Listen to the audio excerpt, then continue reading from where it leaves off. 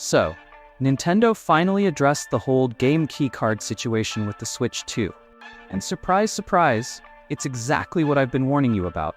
If you're into physical games, collecting, preservation, or just like actually owning what you pay for, yeah, this one stings a little. But also, it makes sense. And that's the frustrating part. So let's break this down. What Nintendo said, why they said it, why game keycards exist, and what this really means for the future of physical games. Not just on Switch 2, but gaming in general. And hey, if this is your first time on the channel, welcome. Hit that subscribe button. I rant about gaming stuff, dig into industry decisions, and try to give you the no BS take. Let's jump in. So for anyone who's not caught up, here's what's going on. With the Switch 2, Nintendo has introduced a new kind of physical media called the game keycard. And it's not what you think. You go to the store, buy the box, open it up, and instead of getting a game cartridge with the full game on it, you get a little cart that acts as an activation key. That's it. You still have to download the whole game from the internet. It's like if someone handed you a DVD case for a movie, and inside was just a paper slip that says, go stream it on Netflix. It feels physical, but it's not. And yeah, this has pissed a lot of people off, especially physical collectors. You know, the folks who like having a shelf of games they can touch, trade, lend to a friend, or play offline in 10 years when the servers are gone. This format kinda kills all of that. And I get it. I do. I'm one of those people too. I still buy physical games when I can. I'm a retro guy. I like owning stuff. I like knowing that if I spend $60 or $70 on a game, I can hold it in my hand and know it's mine. But here's the part that nobody likes to hear. This is happening for a reason. And that reason is money. So, here's what went down. During Nintendo's recent shareholder meeting, someone actually asked them about the game key cards. Basically, aren't these things going to hurt third-party support? Especially with the 64GB limit and no true physical version? Nintendo's response? The game keycard doesn't contain the game itself. A download is required when playing for the first time. We adopted this format because the Switch 2 has more internal storage than the original Switch, and will work to ensure third-party software sells well. Now that might sound harmless, but read between the lines. They're saying, this was the cheaper option. And now that Switch 2 has more storage built in, they expect you to be okay with it. They're not walking it back. They're not promising real physical copies later. They're basically saying, this is how it is, get used to it. Now here's why this really matters, and why developers and publishers are choosing this route. According to leaks, specifically from NIS America, producing a 64GB Switch 2 cartridge costs around $17 per unit. $17 just for the cartridge. Now compare that to a Blu-ray disc on PS5 or Xbox Series X, which costs like less than $1. That's a massive difference. And if you're a third-party developer trying to keep costs low, that $17 per unit is a deal breaker. So your options are, eat the cost and risk losing money, charge $80 for a physical version and hope people bite, or go digital or use a cheap keycard that gives you the illusion of physical while saving a ton of production costs. Guess which one they're picking?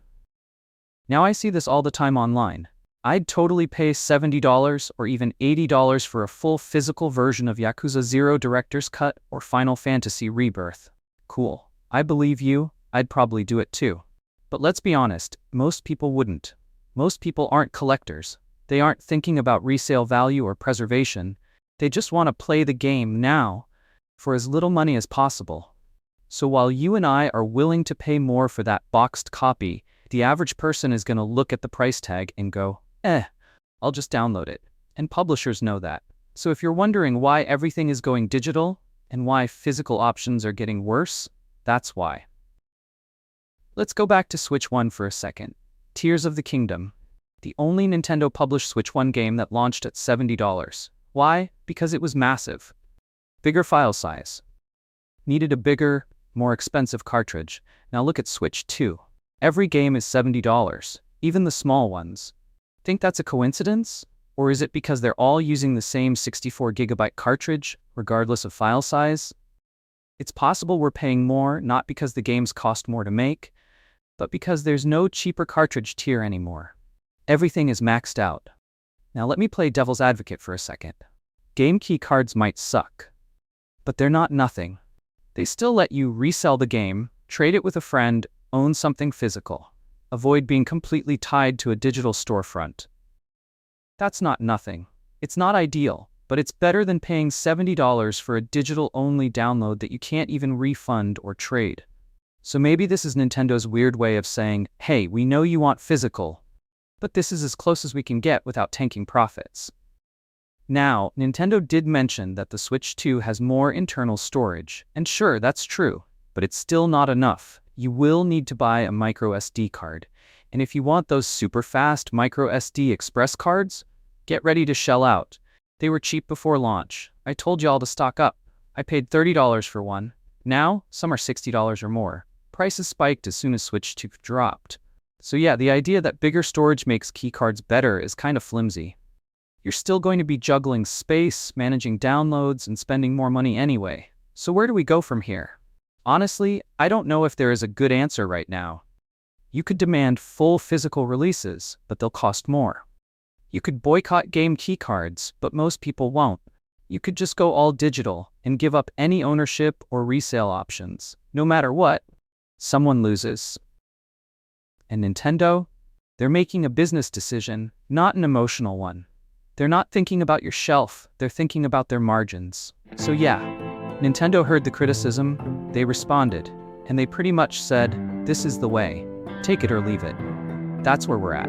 And unless people stop buying game keycards, stop pre-ordering $70 games, and stop accepting half-physical releases, this is the new normal.